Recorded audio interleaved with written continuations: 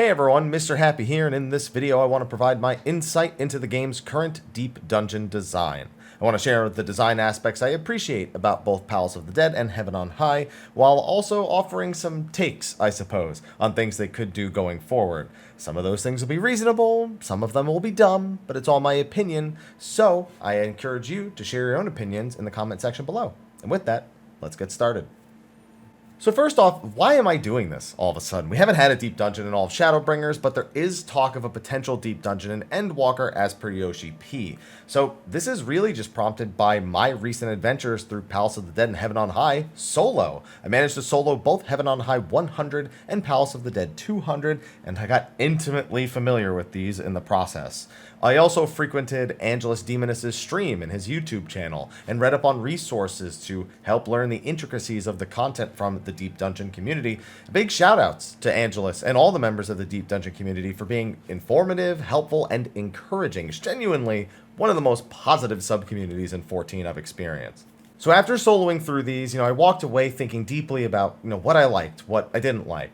First and foremost, I realized that I genuinely enjoyed portions of this content. You'll often hear me go, ugh, when I start talking about deep dungeons. And yeah, the lower floors are a drag when going for that initial clear. And the higher floors, though, they're constantly changing puzzles where on-the-fly judgment calls, proper knowledge of the content, and a little bit of luck play a factor. It's equal parts thrilling and infuriating every single run. And you know what? That gives me life when I need it most, even through the mistakes. So first, let's talk about the deep dungeons now. Again, I have some positives and some negatives that I want to go over. The first thing I want to bring up, and which I already knew, but I reaffirmed by redoing these dungeons for the first time in ages, 100 floors is a sweet spot for me. Heaven on High's climb is so much more digestible than Palace of the Dead, so I found myself more encouraged to take a loss on the chin and just try again. Palace was so draining, I eventually opted to skip the first 50 floors and skip the Necromancer title altogether in favor of just challenging that final bit of the climb. I like my own title better anyway. So for the next deep dungeon, I think 100 floors is the sweet spot. Now, I brought this up on my live stream a few times, and people have been saying, well, if you really only like the higher floors, if those are the most fun, why not just make it something like 50 floors, or maybe make a boss every 5 floors or something? And, I do feel like the lower floors, they do actually have somewhat of a value in Heaven on High in particular. It's a bit of a warm-up. They kind of almost charge my energy for the final stretch. The extra time to prepare resources for the higher floors is also appreciated. So I personally think, even though I'm still not a huge fan of the early floors of Heaven on High, that sticking to 100 is the sweet spot. It makes it just grueling enough that you're so anxious to get it over with. You're so excited to get that high floor attempt, but it's not so long that you just want to die, like in Palace of the Dead. That being said, my next point of feedback is actually about the higher floors themselves. Now, I said Heaven on High is a more digestible challenge, but the higher floors, they spike in difficulty way more than Palace of the Dead. Just the actual floors themselves, not the bosses, which I'll talk about a little bit later. This makes for some really frustrating experiences and a less even difficulty curve overall. I found myself more often being nearly one-shot when I was playing a job that wasn't a tank, or praying the game to throw me a bone on a tank on Gunbreaker, unsuccessfully, mind you. I still did find that, I had to make the right decisions. It was always down to me, I felt, by the time I finished a run, and it was never just outright bad luck. But it really felt more like the game was out to get me in Heaven on High just because of that higher difficulty. However, when I got around to doing Palace of the Dead, which I did after doing Heaven on High, it really felt good to go through those higher floors. It always felt like my decisions were what cost the run. There could be a bad floor combination, or there could be bad commander luck, but I could almost always trace it back to something I had done on an earlier floor that had burned through resources that I could have avoided doing. A poorly handled room, a wrong step, using a palm at the wrong time, or even just being too cautious. It actually made getting better at Palace of the Dead feel better, I guess. I always felt like I had tons of options between palms, room layouts, monster choices to really make it through if I knew what I was doing. And every run felt like a more genuine improvement of my understanding and skill than Heaven on High.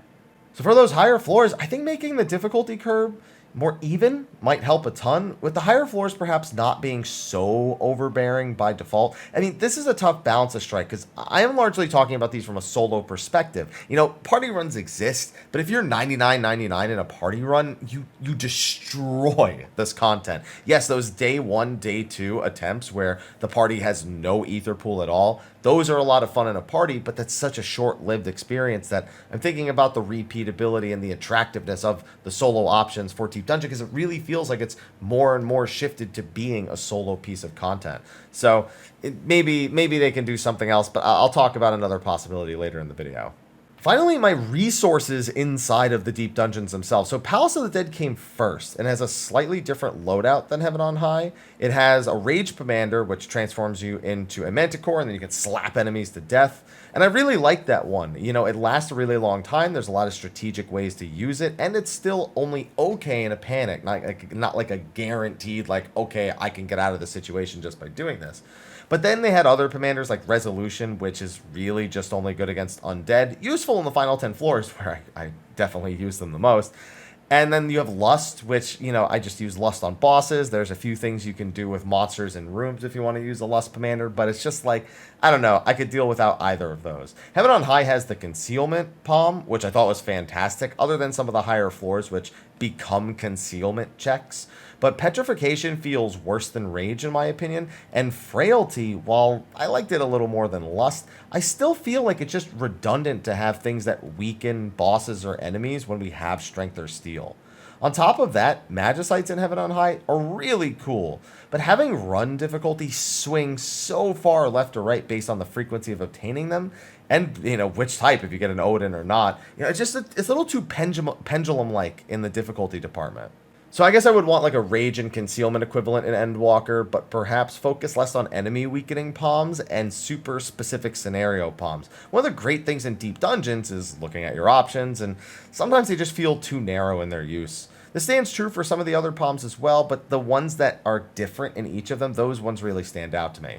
Magicites, I think I would honestly just do away with them in favor of a more balanced experience. I appreciate higher power, rarer items, higher risk versus reward. You know, I like the decision making, but I even just think Magicites are too strong to balance the experience around. Speaking of loadouts, chests and potions. Heaven on High does this really well, giving silver chests a purpose outside of just boosting your ether pool level. So definitely find a way to keep making silver chests useful if you're going to keep the same bronze, silver, gold way that they've done it in the past. As for bronze chests, potsherd farming just sucks. That's it. I see no real reason to restrict getting sustaining potions and Empyrean potions to just RNG from bronze chests, outside of, I guess, artificially extending the life of the content. Some form of quality of life here would be nice. Either make them work in any of the deep dungeons, so I don't have to all farm them for each different kind. Make them purchasable, or maybe just make the potsherds 100% from the bronze chests. Just do it anyway. I'll touch on some more of the item stuff again a bit later. Oh, and for the Accursed Horde, before I forget, I love it. Leave it as is or add something minor to it, but I really like the Accursed Horde. So those are all the major points that come to mind when looking at the current sets of deep dungeons. You know, I'm okay with most of the other design aspects. You know, you get 9 random floors, 1 set boss floor, you know, you kill monsters to open the exits. You have these very specific layouts that you get really familiar with and you can strategize around, even if I find them a bit boring. You know, I'm still okay. If all that stuff was exactly the same, I wouldn't really be disappointed. But however, I don't think that that's not a reason to look at them and go like, oh, what could I do different? You know, what could be more exciting? And so the stuff I say from here on out is spitballing ideas. They're not things I think they absolutely need to do. They're just like cool ideas. You know, we all think about stuff like this, just cool ideas for what they could do going forward. All right, so for Endwalker, I want to see more interesting rooms and layouts for deep dungeons. The big floors in Heaven on High are a nice shakeup, and certain sets of floors in both deep dungeons have strategic choices you can make with the hallway design and the room design, but the variety is still kind of low. You know, I'd really like to see something other than squares and circles. Maybe a room that's just a bunch of narrow winding paths to make traps a little bit more of a concern. A long hallway room instead of, you know, a box or a circle, I guess. Rooms that are just outright mazes. Yeah, stuff like that. Just stuff that you look at and you go, okay, I need to consider where the monsters might be in this maze, and then you can add things that maybe lower the maze walls or make them transparent or make them so you don't actually have to do it. Because then it allows you to add more things that let you interact with parts of the room. And I think that that's really the big thing I want, is want a lot more interaction with the dungeon itself. I will say again, though, I really do appreciate some of the floor designs, especially in the deep floors of Palace of the Dead, with rooms having different advantages and concerns, but I just want to crank that up a little bit. Now, next up are random events. So Palace does random monster spawns that are really cool lore references in the game, and I actually really enjoy that. On top of that, Heaven on High has the big rooms that sometimes appear, and then you can find auspices in the rooms themselves, and if you stand next to them long enough, you get a buff. But honestly, the big rooms are really just a palm check by the time you get far enough into Heaven on High. Like, if you don't have a concealment or a safety, then, you know, they just become a nuisance. And the latter, the auspices, are so rare and slow, I'm never excited when I see one, so they're kind of just a waste. I like the idea of more boons and events, though. You know, rare enemies in Palace of the Dead I mentioned, or maybe like unlockable bonuses. You know, maybe they could make like bonus cards that appear on floors that grant different effects under certain conditions. Maybe like there's a Carn of Power that grants a short damage buff if you kill a specific enemy or enough enemies. Or maybe a Carn of Seeing that if you find it before finding the exit room, you can activate it to find the location of the exit room. Things that are nice to find and that you can weigh risk versus reward of, you know, is it worth going in that room? Is it worth killing an extra enemy? And yeah, I just like that. I really like that. But they can't be so strong, again, like the Magicites, that they just make or break runs. I just like those little things, and I like spitballing ideas like that to add more exciting events to plan around and calculate that risk versus reward. Then we have palms and items. I already mentioned some stuff earlier, but I think we could use a bit more of a shakeup on consumables and commanders. I thought Magicites were too strong, but I still want silver chests to have a purpose. So perhaps instead of Magicites, you use those slots for something else that's consumable-like. Maybe make silver chests potentially drop rare and powerful items, like an HP elixir that is a full heal that takes up a slot. Deodorizers that just drop aggro on your current targets. That'd be pretty good for any accidental aggros or strategies around, you know, instead of having a sacking strategy, you can have a deodorize strategy. Maybe a potion that spawns a Mandragora in your location, and then you can insta-kill it. That counts as a kill towards the exit. Maybe get a chest. Who knows? I want to see cool stuff. Otherwise, you know, just the things I mentioned earlier about bronze chests and palms, you know, those all hold true as well. And finally, bosses. Now, this is a tough one. Heaven on High bosses are not fun, and Palace of the Dead bosses are only moderately better for the most part. I'm not gonna lie, I'd gladly take something that's more like the 1v1 tools in Bostia, but I don't think they'd work as well here. I think having more interesting mechanical checks in exchange for less yelling, please don't crit me at bosses, is fine, but you know, sometimes those late floors can be pretty mentally taxing. And to add a boss that has a super exact, strict 1v1 strategy like that, I think that's something you can only do on occasion, and you can't just make that every single boss, because otherwise it's a lot. It is a lot to ask of one person to go through. And on top of that, it still needs to function as a 4-player boss technically. So unless, I know, maybe you want to make a solo specific mode, but then they'd have to rebalance it. They'd be like, oh no, this is the solo specific mode, so it probably wouldn't be balanced to be as exciting as the current solos are. Yeah, so there's a lot of pros and cons to weigh. But again, we're just spitballing ideas here. These aren't like crazy serious, gotta do it or I'll never play it type of changes. Overall, I just want them to take the roguelike experience and just keep kind of diving into it. You know, this is content where they have the power to really explore and really present new ideas to the player.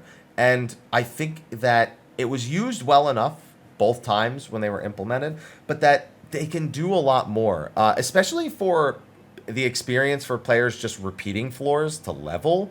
I think especially for that, having more random events and having more exciting things that can happen, maybe the ability to earn experience bonuses, like, oh, a rare monster has spawned on this floor, kill it before it retreats to earn bonus experience at the end. You know, cool things like that. I don't know. I think they can do more. And so I'll always encourage them to do more, to keep this content interesting for people who are not only soloing, people who are spamming it. And some of these ideas are things that I think can help a lot. A lot of my ideas really are solo-centric. That one's more party-centric, more leveling-centric. But yeah. They also mentioned how the reason they don't really want to do a lot of small player content much. They really want to focus a lot more effort on large-scale content that can fit a lot of players. So stuff like, you know, exploration content. But that doesn't mean you can't do a deep dungeon. Like, you can make a deep dungeon that's part of exploration content, and maybe make it so that, like, when players are going through it, there's like morale factors, and by getting clears, you're helping, some sort of force or resistance with, pushing back the hordes, and then that has a positive effect for other players who are running the dungeon. And maybe, like, if the morale is really high, it boosts the experience for everyone doing it, or something along those lines. But it also needs to not be something so strong that it makes the solo. Honestly, though, if morale being high could make all the low level floors like faster, and then the morale effect goes away on the higher floors, that could help the solos feel more exciting through the more boring parts. So yeah, there's again so many ideas that go for this, and I think they can make it super exciting. But we got to see, because I'm asking a lot, and I understand that 99% of what I just said, no way it makes it in the game, but whatever, it was worth spitballing. And with that, I guess I'll just wrap up the video before I ramble on too much more. So thank you for watching this. Share what you think about the deep dungeons in the comment section of the video below, whether it be about my ideas or your own ideas or things like that. Try to have a nice civil discussion in the comment section, please and thank you. With that, I'll see you all in the next video, and until then, take care.